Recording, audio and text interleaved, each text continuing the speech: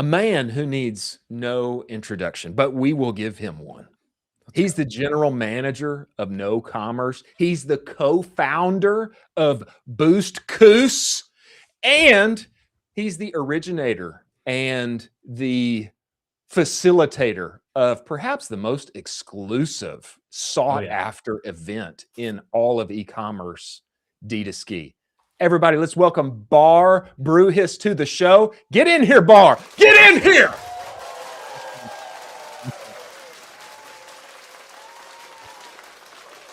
Or I think you're muted. There we go. Oh, can you guys hear me? We can hear you now, and I love that microphone.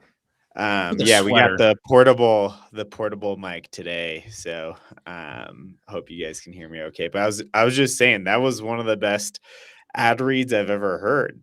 That's what I'm saying, Bar. And the entire point of bringing you on the show was to sell NoCommerce on being a sponsor. That's a joke. That is a joke, Bar. That's a joke. Bar, you are a man about town. You are doing so many things. I don't know how you do it all, but you've co-founded this new CPG brand, BoostCous. Actually, I've got it live here. We're going to do a taste test while you are here on the call. Love it. Oh, you're managing NoCommerce. Surveys are going through the roof. You've made something that's inherently kind of boring, like sexy and helpful inside of e-commerce. And you're putting on this awesome event. Brother, take us through a day in your life. What does it look like? And how are you getting all this done? Yeah, man.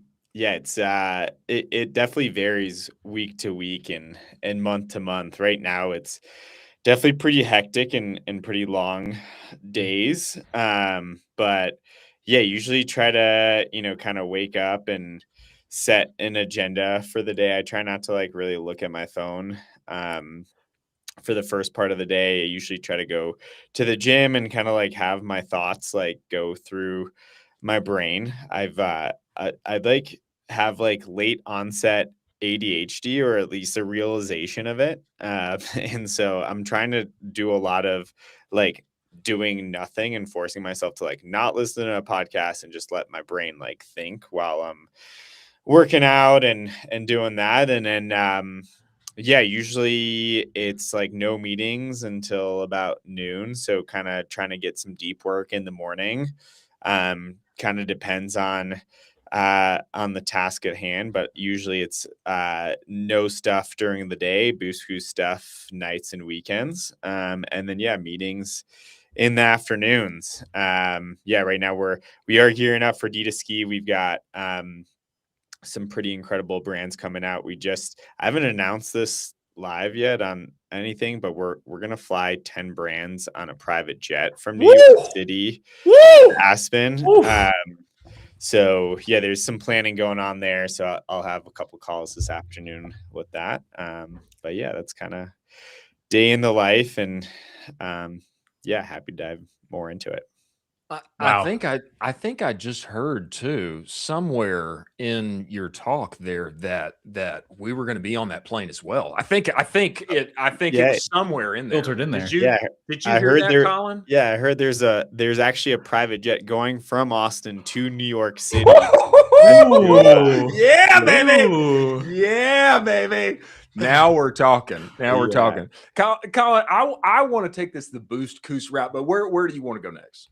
No, for sure. I definitely want to talk about DTSki. I feel super intimidated because I don't ski myself. So how are you dealing with that where you're like, hey, I can water ski, but you want to have people that are coming there and you're like, hey, by the way, I am not a good skier. How can I still be involved?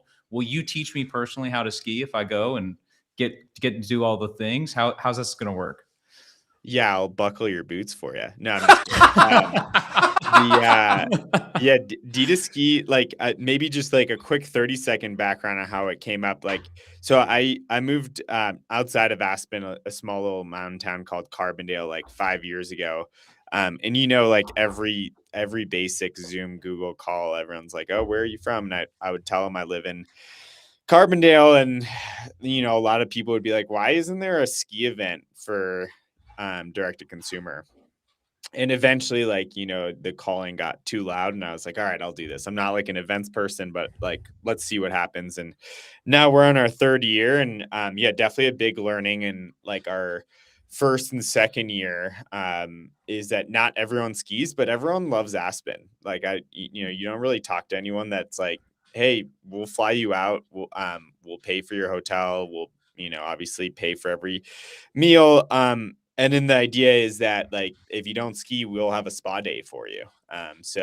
Actually, some of the skiers actually elect to do the spa day as well, just because, like, there's one individual that like actually lives in Aspen, and runs this shop GLD.com. And he's gonna just do a spa day because he gets to ski every day anyway. So yeah, short answer is you get to do a spa package, facial massage, whatever you want, free bubbly if you don't ski. I Wow. think that's my jam. Is give me That's a my jam facial. too. Yeah. Throw me in that spa. Give Yeah. me a facial. Let me sit Yeah. by the fire. Hot chocolate. Hot chocolate, Yeah. Bar, I think you have done an incredible job framing this thing as the unconference. It's a gathering. It's not huge. It's select. It's a beautiful place in space. It's Aspen, Colorado. I think the framing of this whole thing is genius. You've got community, you've got entertainment, you've got beauty, you've got nature, and then what I would presume are real learnings from all the entrepreneurs and leaders there involved. Is that how it goes? Yeah, definitely. That's yeah, I don't know. Like for me, I go, or I have gone to some of these conferences, and it's just like so overwhelming to like actually find the people you want to talk to. And I think everyone on the brand side is like had that one experience of like going to a dinner and just getting stuck in a corner with like that super salesy, SaaS person that's trying to shove their SaaS down your throat. And there isn't really any like shared learnings or like community, or I don't know. For me, like I like to connect with people like on a human level. And I think that when you do activities together, whether that's going on a walk or skiing or, spying, if that's a verb, I think you really like get to connect with them on a human level, and then you can like build trust around that and then actually like build learning from there. And so, yeah, that's definitely like a very key component of DTSki is, every morning we have a 2-hour session. Everyone signs an NDA so that they're comfortable sharing actual screenshots and actual numbers. And we'll do a panel one day where we select a handful of brands to come up and kind of moderate a panel. And it's really just a conversation. You have like 35 brands in the room. And I ask some questions, but typically what ends up happening is it's just like everyone's raising their hand and it's just like around the table conversation. And then we'll usually have like some presentation from one of the brands. Like the first year was like right when TikTok Shops was coming out. So we had Scott Kramer from Laura Geller do like a bit on CTV and TikTok Shops. But yeah, the entire idea is, hey, like, let's take these learnings or take these questions and take them onto the gondola, into dinner, into wherever you're going the rest of the day. And the conversation just kind of continues from that first 2-hour session in the morning. I love that. I love that too. Yeah. And then I don't even think you touched on it at all, but the merch that you guys have curated for this is so well done. And, we talked about this earlier, Chris, like taste and everything is going to be that's going to be it moving forward based off of how much scaling. The merch that you guys have put out, if you want to just touch on it, do you maybe have a little teaser for what you guys are putting out for this year? Yeah. So we printed like too many sweaters last year, which we kind of turned that problem into like a solution. I just like posted it on my like LinkedIn and Twitter, and like, we had some extra budget, so I just like ended up shipping it out to a bunch of people. And yeah, I think it was like one of the more engaged posts I made last year, which is pretty crazy. But yeah, shout out to Postscript again. Angel on that team helped with the merch, and I think one of their designers in-house helped with the design from last year. And yeah, super like, comfy, cozy white sweater with a DTSki logo on it. And I don't know, for me, like, I feel like if you put sponsors logos like super big front and center on merch, people just don't end up wearing it. And so we went like the more classy route, and it's just like little symbols of their logos like on the like bottom left of the sweater. So if you're looking, it's there, but it's not meant to be like super loud. And the idea is like, everyone is still wearing it. I get texts all the time. Maury is a friend. He's the new VP of marketing at Belly Welly. He just texted me like a picture of him like wearing it with his kid. So cool to see. And yeah, we'll definitely have some really good merch this year. We've got some cool this year. We haven't finalized it yet, but we've got some really cool brands that are attending, and I would love to like partner with them on the actual merch. We also do like a gift bag for everyone in the room, and it kind of includes everyone's products. So like, obviously the CPG like IQ bar and Groons, but also some like more hard goods like Benchmade gave some stuff. We've got some ski brands coming this year like Skio and Solomon. So we're hoping we can get some stuff for all the attendees from that. And it's just kind of like a cool way for everyone to experience everyone else's product before you actually meet them in the room. Well, we await that merch with bated breath. Okay. I'm a size extra large. I'm just saying. I'm just putting that out there into the universe. Okay. You guys rock, and I'll definitely print a couple extra. You guys are let's go. Rock it on the show. I can't guarantee the private jet from Austin, but that's okay. That's fair. That's okay. I can definitely get the sweaters to the homies.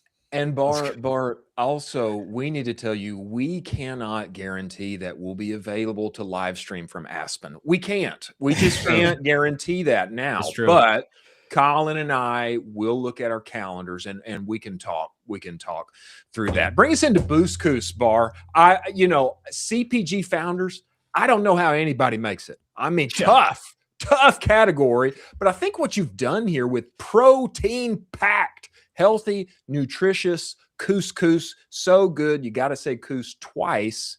I think this is truly unique. Just bring us into what has bringing this into the world and birthing this been like. Yeah, it's been a really fun project. The food's so nice they named it twice. So I was born in Israel, and couscous was kind of like always a staple in my diet.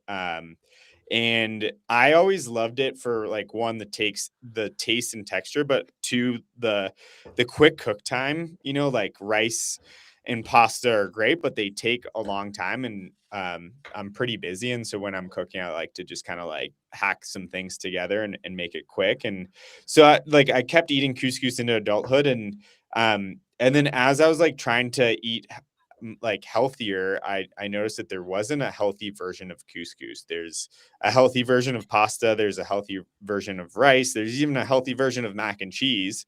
But there wasn't a healthy version of like my favorite carb, which is couscous. So decided to make a protein version. And first, and took like 2 years to actually get the product from idea and to actually like being able to sell our first boxes. But it's been fun. We first started trying to like hack protein into regular couscous, ended up like working with an Italian manufacturer. Trump tariffs hit, had to go back to the drawing board, and now we're fully producing it in the US. And like you said, product market fit is definitely a hard thing, I think, in every category, but definitely in CPG.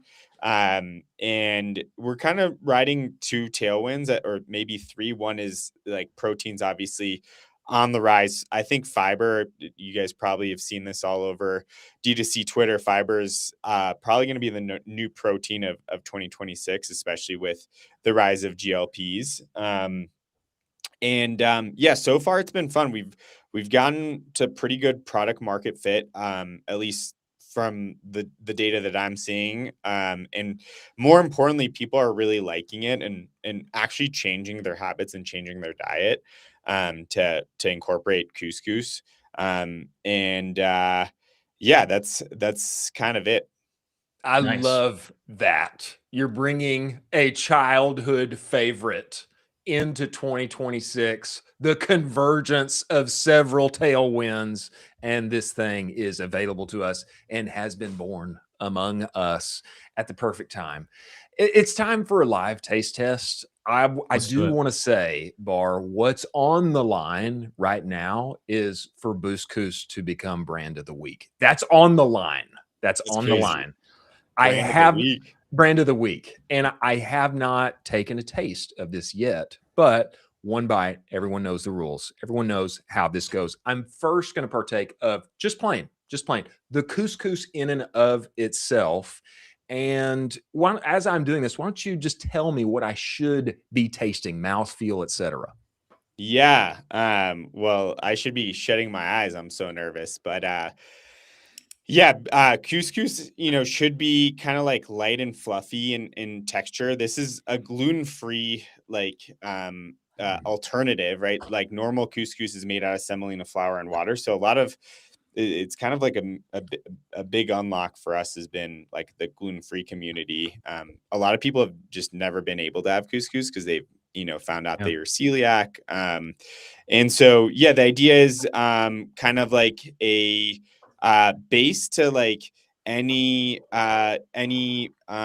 meal you make. It's kind of like a rice replacement. So a lot of times I'll saute some veggies, throw a sauce in there, throw it on top of my couscous. It does really well in terms of like staying good for the next day. So I've meal prepped with it quite a bit, and then it's super versatile. You can eat it hot or cold. So I a lot of times will just throw it on top of my salad for extra protein. Or so yeah, this is what I find to be very valuable to you, is that this thing is a complement to whatever tastes and flavors you should want. It's versatile. You can take it here, you can take it there, you can put hot sauce, beef, whatever you want on top. I have prepared a second version that includes two of my favorite flavors and a Central Texas version, if you will.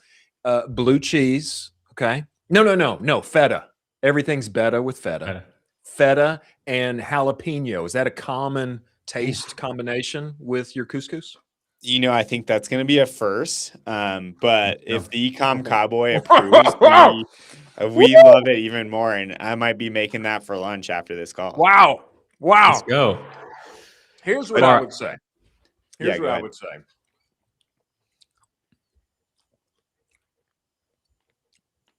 Inside of all my taste testing experience, I used to have a coffee company which required taste testing every day. Sensitize your palate, develop your palate.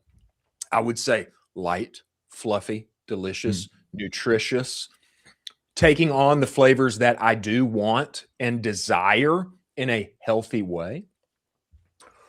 I'm going to give this an 8.25. 8.25 on a 10-point scale. And Bar, I need to time you out here for a second. I'm just going to talk to Colin privately. Colin, I really like this. I think we should give it to him. I think we should do brand of the week. Are you on point with that? I know you didn't try it. Let's give him brand of the week. You with it? Okay. All right. Brand of the week. Hey, Bar, welcome back. This is a first for us on the Ecomm Cowboy show, but we would like to announce to you brand of the week. You are brand of the week, my friend. Let's hear it for BoostCous. Everybody. Let's go.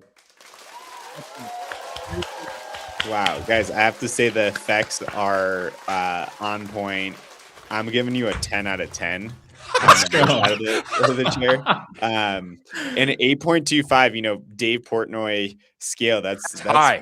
That's high. That is high. I'm gonna take that. That's high. I love it. That's high. I ate a ribeye steak for lunch yesterday, and I gave that a 7.8. So that ought to tell you something. Okay. Wow. Oh my gosh. I love it.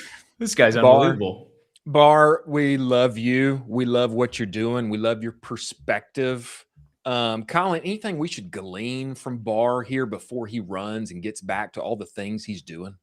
For sure. Yeah. What are your plans for everything in 2026? How are you thinking about the brand moving forward? I know you've solidified now. You got the launch. You got some really amazing folks that have ordered it. I saw that Harley at Shopify was involved. That was a big one. What's the next steps as you go forward in Q1, Q2, Q3, obviously Q4, the craziness, but moving forward? Yeah. So, I think kind of like everything that I'm doing right now is kind of meant to be a flywheel, right? So, like a lot of the learnings, like actually right before this call, I took my entire NoCommerce post-purchase survey and ran it through Claude to get some big learnings for Boost, and in turn that kind of showed some things that we could improve on the no side. And then obviously DTSki kind of feeds into that entire flywheel, but specifically for Boost, like some of the learnings, right? Like right now we only have a 6-pack. And we actually have a pretty high conversion rate and a pretty low CPA. So we're acquiring customers either like right around break even to like very small profit, like $1 profit on first order. And the idea is to kind of make up for that with LTV if people actually like it. So the idea is to continue to scale direct to consumer with those numbers. We have a couple of ideas on the product side. So one, the way that you make the couscous right now is more similar to pasta than it is traditional couscous. With traditional couscous, you just add water and let it kind of soak in. With BoostCous, you actually boil water, throw the couscous in there, strain the water out, and then you have to rinse it as well since it is gluten-free. Otherwise, it will kind of gelatinize. And so we want to continue to work with that. We're actually working with a really like world-renowned food scientist on that, and then eventually also start adding some flavors in there. We got some really fun ideas, but obviously would want like the idea behind building a D2C brand is to be able to actually talk to your customers and obviously use no for that, and understand like, hey, what flavors do you guys actually want, and then deliver on that. And then, yeah, if we can continue to get really good D2C traction, we're going to launch shops here in the next month or so, TikTok shops, with likely a smaller offering. So not 6-pack, but a little bit smaller. And if we can continue to scale these channels, the idea would be to get into retail at some point in the back half of the year. But yeah, we really want to kind of build some brand recognition and learn from our customers. We've already made a bunch of adjustments to our packaging for round 2 of our runs. We're updating our messaging now that we actually like are talking to our customers and learning so much, like that gluten-free example that I gave. So yeah, the idea would be for you to be able to buy it at your central market or the good old Hebe down in Yeah, Austin, baby. Texas. That's right. HEB better be listening. They better be listening right now. Yeah, if you guys are listening, let me know. Bar, we love what you're doing. We love you, brother. Carson, bring us back up here. Thank you. We love what you're doing. Everyone who can hear my voice, I hope you will go to boostcous.com, get the best couscous on the internet available globally. You're going to get protein. It's going to feel good. You're going to feel good. You're going to look good. You're going to be much better looking heading into 2027 if you make this part of your regular diet. Every brand who isn't already doing it, they should go use your survey at NoCommerce. It became a huge unlock for me personally when I was lead marketer at Bruce Bolt. And then everybody on Twitter right now, you should DM Bar and beg, borrow, and steal your way into DTSki. That's my advice. Is that fair? I think that's what we all should do. Yeah. Let's give Bar a big round of applause as he leaves. Bar, thank you for coming on the show today, brother. Thanks, guys. And the last we cut him off. We cut him. Yeah, I'm back. He's back. Why not? I like hanging out with you guys. The last thing I'll say is I remember the story that you told me early on at Bruce Bolt. You guys found like a YouTube celebrity of sorts that was like actually pushing a lot of sales, and you ended up making like a specific glove for that person. Yes. And who knows, maybe I start seeing a bunch of sales from the e-commerce live podcast. That's what we're talking And about. you know, maybe we end up doing something together on the Boost side. So That's what we're talking about. yeah. Yeah. Thanks Appreciate so much, that, guys. Bar. Yeah, I Knowledge is appreciate it. power. Thank you, brother. Thank you for Bye, guys. coming. You know, wow. I love that. What an incredible guy. Incredible thing that he's doing. It's powerful. Absolutely. Yeah. And then just being involved with DTC Ski, he gets so many insights as a byproduct, just being a sponge in the room there, that you get to move the brand forward almost effortlessly by the amount of knowledge just in that room would cost you tens upon hundreds of hours to try to gather that yourself for your own brand in dollars. A lot of as well. dollars. Yeah. So hundreds of thousands of dollars to try to gather those own insights. So he's got a leg up doing this, and that's super awesome. I'm really pumped for everything gluten-free as well. Yeah. Wise man. He's got that flywheel built to there. Everything he's doing for No feeds into DTSki, and then the learnings he gets there helps BoostCous. Smart guy.